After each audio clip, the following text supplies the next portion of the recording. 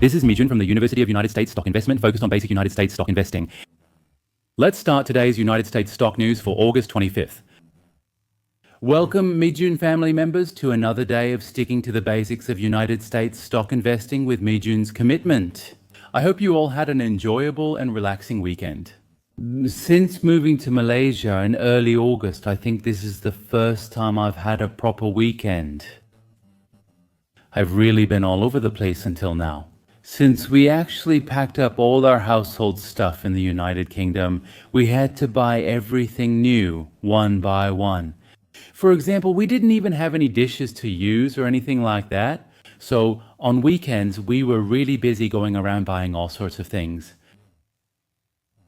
One of the reasons we moved to Malaysia was to improve our quality of life, but honestly, for the past 3 weeks, our quality of life has been really low. But now, yesterday and the day before, for the first time in a long while, there are quite a few exercise facilities in the apartment where I can spend time with the kids. So we went to the swimming pool and swam together, and since there's a basketball court, we also played basketball with the kids and had a great time. The kids also seem to think that Malaysia is nice now, so I personally felt happy about that. Now we're starting to get used to life in this new place. We still don't have a car yet. We bought a new car this time, and it turns out that registering it takes a really long time. So starting from Friday, we'll have a car, and I'm planning to personally help the kids get to and from school. Maybe life will get a little easier then. Right now we're using Grab to get around, but it's not easy to catch one. Plus there's a lot of traffic, so going here and there every day has been quite a struggle. I'll have to update you later with my investment opinion on Grab as well. Anyway, on this Monday, as we start a new week, I want to thank everyone who is joining us. Today's Big Tushin news for August 25th begins now. It's been well over 5 years since I started running the Mijion channel. Over these past 5 years, as I've managed the channel and invested as an individual investor, I've come to realize that in stock investing, nothing beats experience. And it's not enough to just have experience. I believe that in order to apply this experience in real situations, we need to have a solid theoretical foundation. In that sense, recently, United States stocks. I'm really happy as the operator because so many people are watching the elementary school videos. In the past, even though I worked hard with Mr. Kim In-jung to make and upload these videos, not many people watch them. But as time goes by, more and more people are showing interest in these study and learning videos. So for us who make these videos, it's really encouraging. We ask for your continued love and support for the American Stock Elementary School, which airs on weekends. Today is Monday. Let me start by summarizing the United States stock market trends from last week. The overall mood in the stock market was good last week, wasn't it? Even at a glance, the number of rising stocks far exceeds the number of falling ones. Therefore, the upward trend has been maintained. One unfortunate thing is that the stocks we care about, like Taiguju, have dropped a lot. Especially Mijion, Tapik, and other artificial intelligence beneficiary stocks didn't do very well. Let's actually take a look at the movements of the major indicators over the past week. Over the past 5 days, the index with the best upward trend in stock prices was the microcap. As I keep mentioning, recently, microcap stocks have been leading the United States stock market. They surged more than 4% in just 1 week. Second are small cap stocks, which rose by 3.55%. Third are mid-cap stocks. So that's a plus 2.67%. As you can see, the smaller the stocks and indices, the better the performance, while the larger stocks and indices are showing worse results. If you look here at the bottom, the S&P 500 still managed to post a gain. The Nasdaq 100 dropped by 0.93%. If it fell 0.93% in just 1 week, that's quite a significant decline. Overall, market sentiment was positive, but artificial intelligence beneficiary stocks like the Nasdaq 100 and major tech companies underperformed. That's the summary. And it's the same when we look at the performance of the 11 sectors that make up the S&P 500. Most of the sectors performed very well. However, at the very bottom, the communication services sector, which includes Google and Meta, did not do as well. It dropped by 15% and tech stocks fell sharply by 23%. However, last Friday there was a turning point that shifted this atmosphere a bit. As you can see, most tech stocks and artificial intelligence beneficiaries surged, showing that the market is not just rotating, but is generally rising overall, which was observed last Friday. Now, there was a reason why all stocks rose together 1-to-1 on Friday. It was because of Chairman Powell. On Friday, I thought it would be difficult for Chairman Powell to appear dovish because the producer price index was very high the week before last. Inflation still isn't under control, so I was quite worried whether Chairman Powell could really send a dovish signal. But despite that, last Friday, Chairman Powell sent the rally signal the market wanted. He clearly signaled that a rate cut is imminent. So the mood was really good, and that's how things wrapped up. All right, so today, first, we're going to take a look at the outlook for the United States stock market. Based on historical statistics, I'd like to talk about what the future outlook for the United States stock market looks like.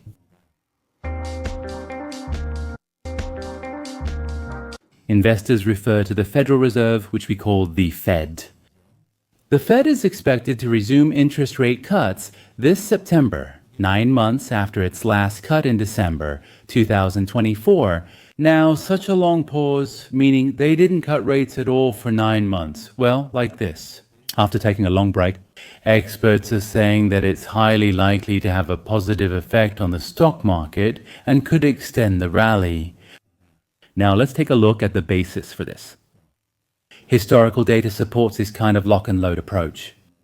Here we have Ryan Dietrich, the chief market strategist at Carson Group.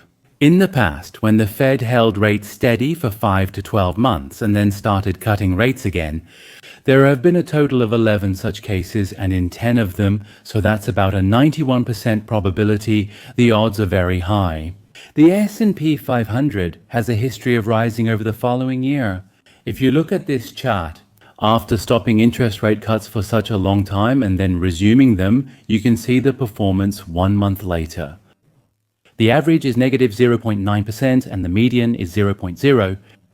So, just because interest rates are cut again, it doesn't mean the stock market will suddenly start to rally right away.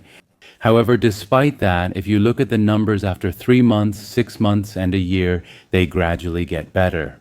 Especially if you look at the stock price trend after 1 year, on average, the United States stock market went up by 12.9%, and the median increase was 14.5%, and the probability of an increase is 90.9%. After 6 months, it's also pretty good. The average increase was 4%. The median was plus 8.2%, and the probability of an increase is over 72%. Therefore, lowering interest rates may not have an immediate effect, but in the long term and the medium term, it is likely to have a positive impact on the economy, so it can continue to give energy to the United States stock market. That's how I would sum it up. As the ship regains its balance, the Fed's statements will gradually return to a more dovish tone. When that happens, concerns from the pause will be resolved. Historical statistics show that the market tends to return to the scheduled bull market. Jerome Powell said on Friday that concerns about the health of the job market are growing. What does that mean? Since there are concerns about the labor market, the focus will shift from inflation to the labor market, which means they might lower interest rates. That's how we can interpret it. This means that the focus has shifted from whether interest rates will be cut this year to how many times and at what pace they will be cut. Up until now, the question was whether interest rates would be lowered this year or not, but now investors are convinced that a rate cut is certain. Now, what we're curious about is this. The real question now is whether they'll cut rates once, twice, or 3 times. And since it looks like they'll lower rates in September, will it be just 0.25 percentage points, or will they suddenly make a sharp cut of 0.5%? This is where all the attention is focused right now. According to the Chicago Mercantile Exchange Fed Watch, the probability of a 0.25 percentage point rate cut in September was only 75% a week ago, but now it has soared to 85%. If it's 85%, that means a lot of people believe it's almost certain. Now, the possibility of at least 2 rate cuts within this year has also risen to 83.9%. However, they claim that there are still variables remaining. The Fed's September meeting will conclude on September 17th. Until then, various economic indicators could influence the final decision. Many figures will be released in the future. First, the core personal consumption expenditures for July will be announced this week. As you all know, the core personal consumption expenditures is the inflation indicator most preferred by the Fed. If the core personal consumption expenditures comes out unexpectedly, if it comes out very high, if that happens, the chances of a rate cut in September will decrease, and that's not all. The employment report in August will also be important. For example, if the employment report suddenly comes out too strong, then we might wonder if there's really a need to cut rates. More importantly, consumer price index and producer price index inflation numbers will be released consecutively. Last month's numbers weren't good. The upcoming consumer price index and producer price index reports must reassure us about inflation. If inflation isn't a concern, we can focus on the economy. Mike Reynolds from GrandMed is coming up. He says that for the Fed to stop a rate cut in September, there would have to be a really shocking inflation report, but the chances of that happening are low. What does that mean? It means that even if inflation stays high, as long as it doesn't suddenly surge, the chances of a rate cut remain high, so it's a positive outlook. The labor market is more concerning than inflation, and since the current interest rate is somewhat restrictive, the Fed needs to adjust it closer to neutral. So what this means is that the current interest rate is at a very high level right now. So if the two situations are similar, if inflation and the labor market are in similar conditions, then it makes sense to lower the interest rate to a neutral level. That's the logical explanation being given. Next is James Reagan from D.A. Davidson. This expert also predicts a high chance of a rate cut in September. A 25 basis point cut is nearly certain, shifting focus to a potential 50 basis point cut or another cut in October. There's definitely a cut coming in September. The key question is if it will be 50 basis points then, or if there will be one cut in September and another in October. That's what we're wondering now. And as interest rates go down like this, there's a growing argument that the rally could continue to spread in the future. If a rate cut is implemented, there are predictions that the rally could spread from large-cap tech stocks to small and mid-cap stocks and growth stocks. That's because a drop in interest rates generally increases the preference for risk assets. Among risk assets and stocks, the small-cap and micro-cap stocks are seen as even riskier. You never know when these companies could go bankrupt since they usually carry a lot of debt. However, high debt becomes an advantage when interest rates drop as their interest payments decrease. When interest rates are cut like this, small cap and micro cap stocks will likely keep their momentum. That's the idea. Small and mid cap stocks have more variable rate debt, making them more sensitive to borrowing cost changes. I explained that part earlier. The Russell 2000 index jumped 3.9% in a single day on Friday. The S&P 500 consists of the top 500 United States large-cap companies. In contrast, the Russell 2000 index saw a much higher rate of increase than the S&P 500. This way, we can observe these trends. However, growth stocks do have a heavy valuation burden. Therefore, if their earnings don't support it, the upside potential can be limited. Even if the Russell 2000 index rises, not all small-cap stocks will, and these companies must keep delivering strong earnings. Their guidance also needs to be good, so stock selection is extremely important. That's how you should see it. However, there are still quite a few experts who argue that risk factors remain. Not all experts agree on the sustainability of the rally. Steve Sosnick from Interactive Brokers appears and warns that the market may already be in a state of inversion. Does this mean things have gone too far? Interest rate cuts are good news, but since stock prices have already risen so much, it could actually be a bit more risky now. That's how we can understand this argument. What about Sosnick? Even though there are still various negative factors, the market is currently in a very happy mood. That's what he's saying. Honestly, I want to disagree with this part a bit. Because if we look at the market sentiment, there are still so many investors selling stocks and waiting for the prices to drop. For example, that's true if you check the Volatility Index or the Fear and Greed Index. The atmosphere is filled with happiness, and right now, greed is overflowing. But if you look at surveys like the American Association of Individual Investors survey, a significant number of investors are still holding very negative opinions. So I want to say that I can't fully agree with that statement. There are also dissenting voices within the Fed. For example, there's Loretta Mester, the president of the Cleveland Fed. She has officially stated that, based on the data so far, she cannot support a rate cut in September. As we know well, the producer price index was very high, so since inflation isn't coming down, there are some members of the Fed who are questioning whether we should lower interest rates. All right, let me sum it up in one word from the Fed. This is one of the things I tell you the most.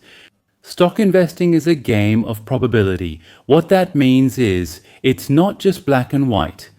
It's not about winning or losing like heads or tails. We have to look at the probabilities. Regardless if the probability is 60%, 80%, 90%, or 30%, it's best to approach it with these odds in mind. That's the right perspective. Now, in a situation like this, if the interest rate is kept steady for 5 to 12 months and then lowered again, maintaining a positive mindset seems to be much more advantageous for us investors in terms of probability. There have been 11 similar situations, and in 10 of those cases, the stock price had gone up a lot after 1 year, and it had increased much more than the historical average. Even with high probability, the outcome isn't certain. Even with a 99% win rate, there's still a 1% risk remaining.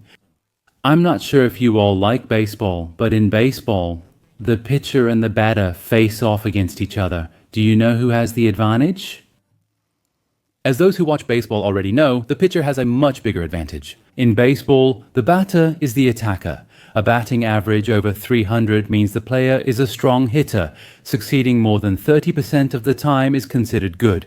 That means, no matter how good the batter is, the pitcher has almost a 70% chance of winning. So, with a 70% probability, the pitcher is much more likely to win. But in baseball, many batters still get hits, home runs, and score runs, even with just a 30% chance. So, just because the probability is high, it doesn't mean things will always go that way. I want to emphasize that we shouldn't blindly trust the odds. Last week on the broadcast, I said that from now on the Mijion channel, I would select just one article to read for you. After that, a lot of people seemed pretty disappointed. So if I have some extra time, or if I feel up to it physically, I'll do my best to read up to 2 articles for you. I have another article prepared for today, but before I read it, I'll first share last week's results for Mijion Top Pick. As you can see, only 4 stocks recorded a gain over the past week. That's because most artificial intelligence beneficiary stocks fell. Tesla led with a 2.86% gain. First Solar rose 1.17%, Google 1.07%, and Coinbase increased 0.72%. However, all the other stocks ended up in the red. Especially if you look at Palantir, it plunged by as much as 10.4%. So I think a lot of people are wondering what to do now that Palantir's momentum has broken and how they should respond at this point. Today, let's read an article related to Palantir. The title is a bit alarming. Is this the beginning of a long-term downtrend for Palantir? That's the headline. So let's take a look at the content. The stock price of Palantir, an enterprise software company, dropped by over 10% last week, marking its longest decline in about a year. According to financial data provider S3 Partners, Palantir's stock price hit a recent high on August 12th and has since plunged by as much as 17%. As a result, its market capitalization dropped by more than $73 billion, and short sellers gained over $1.6 billion in unrealized profits. As you probably know, in the case of Palantir, its valuation is so high that there are a lot of people betting on short selling.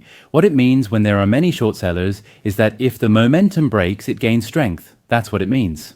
It means that further declines are likely to happen easily. Now, the stock price of this company has been trading at almost 400% higher than a year ago. Even after a recent 17% drop from its peak, the stock is still up 400% from a year ago, 5 times higher, showing the price remains very high. So, the article starts by saying that analysts are having various debates about the outlook for Palantir. First, let's take a look at the opinions of the bullish analysts. Rick Oford, an analyst at Seeking Alpha, appears. As Palantir's stock price has plunged about 13% over the past 5 days, investors are undoubtedly feeling anxious. Now, when investors' anxiety grows like this, more and more people start selling their stocks. There was a clear reason for this. The recent decline began due to a short-selling report. However, despite that, some argue that we should look at Palantir's fundamentals. In the second quarter of 2025, revenue surged by as much as 48% compared to the same period last year. And another thing, a solid contract pipeline. This means they're continuously securing a lot of future business. Therefore, they claim that the strong trend will continue. Second PTR research comes up. What about Palantir's stock price at $177 per share? The forward enterprise value to sales ratio is almost 100 times. How should we interpret this? Enterprise value stands for enterprise value. It's the value of a company, and you can think of it as a concept similar to market capitalization. It's the amount of money we pay to buy this company. If the company has a lot of cash, you subtract that cash, because having more cash means the amount we actually pay decreases. If a company has significant debt, add it to market capitalization to find enterprise value, since you'd assume that debt when buying the company. That's the proper approach. Anyway, the important thing is that right now, compared to the revenue Palantir makes in a year, the value of this company has gone up almost 100 times. A terrifying figure appears. And there's another one, the forward enterprise value on earnings before interest, taxes, depreciation, and amortization. Earnings before interest, taxes, depreciation, and amortization refers to earnings before interest, taxes, depreciation, and amortization earnings, right? Compared to these earnings before interest, taxes, depreciation, and amortization earnings, the company's value has gone up by as much as 216 times. Therefore, it far exceeds the industry median and is much more expensive compared to other software companies. That's what they're saying. Now let's talk about price to free cash flow, which stands for price to free cash flow. Even compared to free cash flow, it's up to 250 times higher.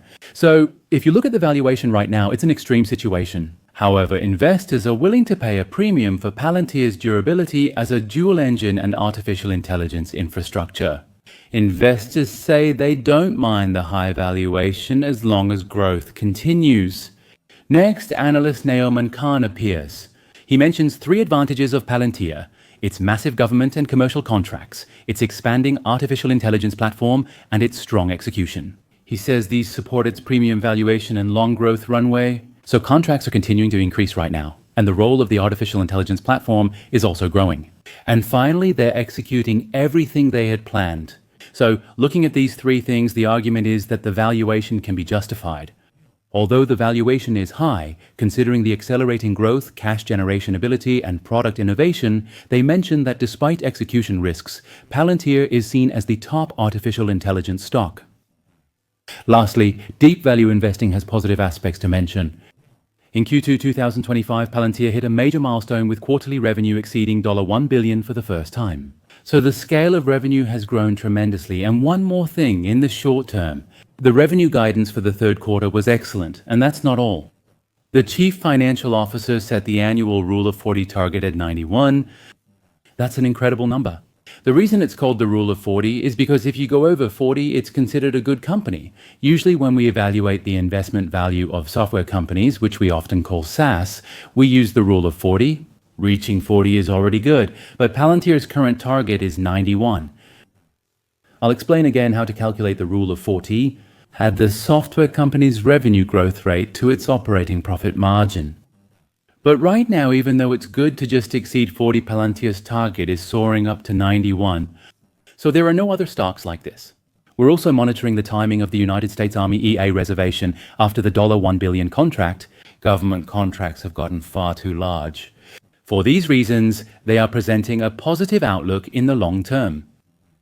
Next, we should listen to the opinions of the bears. Analyst Bashar will appear.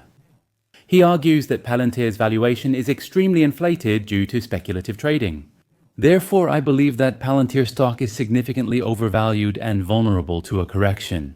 When we hear that it's vulnerable to a correction, we interpret it as the stock market having its ups and downs. Overall, there are times when the market goes up and times when the market goes down. And if a market correction comes, there could be various reasons like tariffs and so on. When a market correction happens, Palantir will probably drop the most. That's how we can interpret it. Next, Daniel Jones, the leader of the investment group at Crude Value Insights, appears. Despite its strong operating performance, Palantir's valuation is extremely exaggerated.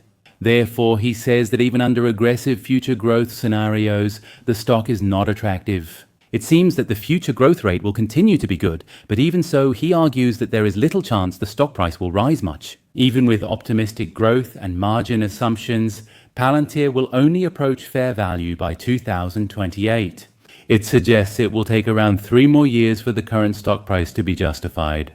Conversely, that means there is significant downside risk at the current price. If there's some bad news, or if the overall market drops, Palantir will likely fall a lot. That's how you should see it. Next is Beyond the World Investing's opinion.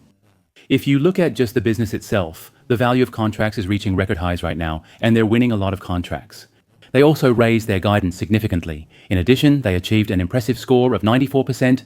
I think this refers to the rule of 40. So in every aspect, the fundamentals are very strong. That's what they're saying. However, despite all that, I think the risk-reward ratio is terrible for new buyers. So given the downside risk, the chances of it rising aren't very high. That's my point. Lastly, this is a story about the investment group called Wall Street Bears, the analysts. Palantir stock may be in bubble territory. They argue that at this stage there is virtually no margin of safety for holding it. A word we've heard recently comes up, margin of safety. If you watch the Saturday broadcast, you'll remember, when we invest, we call it a margin of safety. If, even when our expectations or investment logic aren't quite right, there's little chance the stock price will drop significantly. But right now, with Palantir, everything has to be perfect for the stock price to go up. Even a small mistake can't be tolerated. There's no margin of safety, it doesn't exist. That's my point. So, considering this, if the macro environment worsens again, meaning if inflation rises or there are signs of a recession, the market will correct. And if the market corrects, since the current multiples are very high, Palantir will likely drop the most. That's how you can understand this opinion. Now, in the long term, since the current multiples are unsustainable, there's a risk that the stock price could collapse again. That's what I'm arguing. Now, next, I'll sum it up in one sentence from Mijion. From now on, will Palantir's stock price continue to rise, or will it start to draw a downward curve? Now, this is a question that gets asked often, but in my opinion, it's not a wise question. Because the horse running in this race right now, there are more than 6,000 other horses besides the one named Palantir. There are so many horses running, so there's no need to focus only on whether Palantir will run well or not. So, a wise investor should ask themselves the following question. At this very moment, is there a stock with more potential for growth and less downside risk than Palantir? That's what I'm asking. Is there a stock with lower risk but more upside than Palantir when it rises? That's the right question. If there is such a stock, of course, it would be wise to move some or all of the funds invested in Palantir to that stock. And if, in my view, there is no stock with less risk and more upside than Palantir over the next 6 months or a year, if I truly believe that, then I should keep investing in Palantir or even buy more, right? Personally, I believe there are stocks that look better than Palantir. One of the main reasons is that one of Palantir stock's greatest attractions was its momentum. The momentum was incredible, but recently the momentum has collapsed, with the stock dropping more than 10% in just a week. Therefore, as part of my momentum strategy, I want to let you know in advance that I plan to reduce my holdings in Palantir stock soon. For the last segment today, instead of the Mijion podcast, I've prepared a Today's United States Stocks video for the first time in a long while. This is content where I prepare interviews with Wall Street experts, investment masters, or company executives and provide Korean dubbing so you can listen to them in Korean. Now in today's video, Topney will appear. Who is Topney? Until recently, Topney predicted the United States stock market almost like a fortune teller. However, Topney missed one thing. And what was that? It was small cap stocks. About a year ago, Topney, he claimed small cap stocks would continue to outperform and be the best choice. However, over the past year, their performance has been poor. If you watch today's video, Topney makes this argument again. He's now arguing that small cap stocks will perform best and you should invest in them. Now let's take a look at what kind of reasoning he's using to make this argument. That's all for today's United States stock news on August 25th. I sincerely thank everyone who stayed with us until the end of today's broadcast. At the end of my broadcasts, I always include a sort of epilogue to share with you all. Sometimes it's the Mijion podcast, and other times, like today, I send you the Today's United States stock video. If you could let me know in the comments whether you prefer the Mijion podcast or the Today's United States stock video, it would be interesting and very helpful for me in planning my broadcasts. Let's all keep fighting together until the day we can all retire through investing in United States stocks. Have a happy day. Thank you, thank you.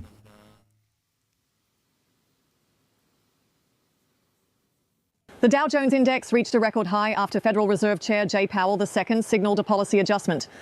To analyze what we just heard, we have Tom Lee, the Head and Chief Investment Officer of FundStrap, here with us.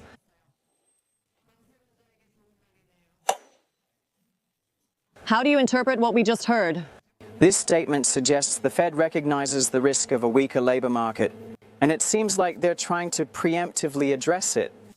It's important that they believe a tight labor market won't necessarily cause inflation.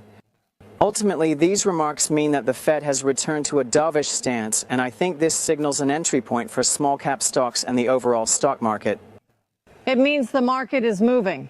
Since small-cap stocks rose by 3%, does this signal a broadening of the rally that people talk about in the market? Yes.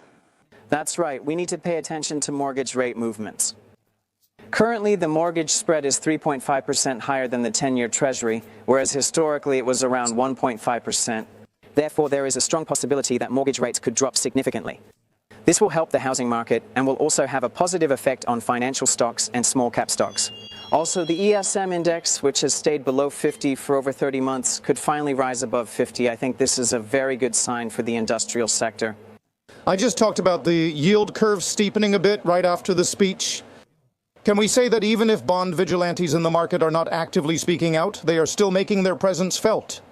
Yes, that's right. However, the recent yield curve steepening may also reflect better growth expectations. I'd like to call it a kind of bull market steepening. I'm not sure if that's the exact term used in the bond market, but I see it as a positive signal for growth. Some high dividend stocks and consumer staples may be underperforming today. Would you be cautious with these stocks? The market has been moving defensively so far. That's why we've seen a downward trend over the past 5 days. With relief setting in, funds are returning, creating a positive trend for stocks and risk assets. Everyone is paying attention to Topney's words. Currently, the S&P and Dow indices are hitting all-time highs. How much higher do you think they can go in the future? Growth potential remains high. If the Institute for Supply Management Index rises above 50 again, it will strongly support a broader market expansion. In that process, the financial sector is likely to play a leading role. I believe the S&P index could reach 6,800 and 7,000 by year-end. Will tech lead the way? Yes. We need to participate strategically this week as well. The stocks that have been leading the market are artificial intelligence, related stocks, and crypto-themed stocks. That is, assets like the magnificent chip, Bitcoin, and Ethereum. This rally is now spreading to financial, industrial, and small-cap stocks. Do you see all of this positively? Cyclical stocks and artificial intelligence crypto are up, but defensive stocks aren't.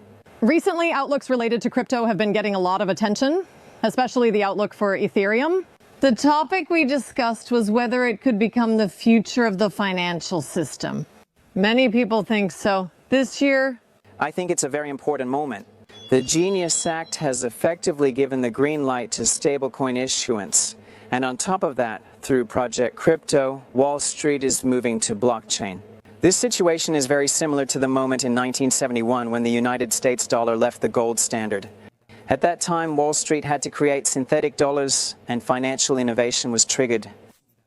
Now, Wall Street moving to blockchain has even greater significance than back then, and I believe Ethereum is essentially facing its own 1971 moment.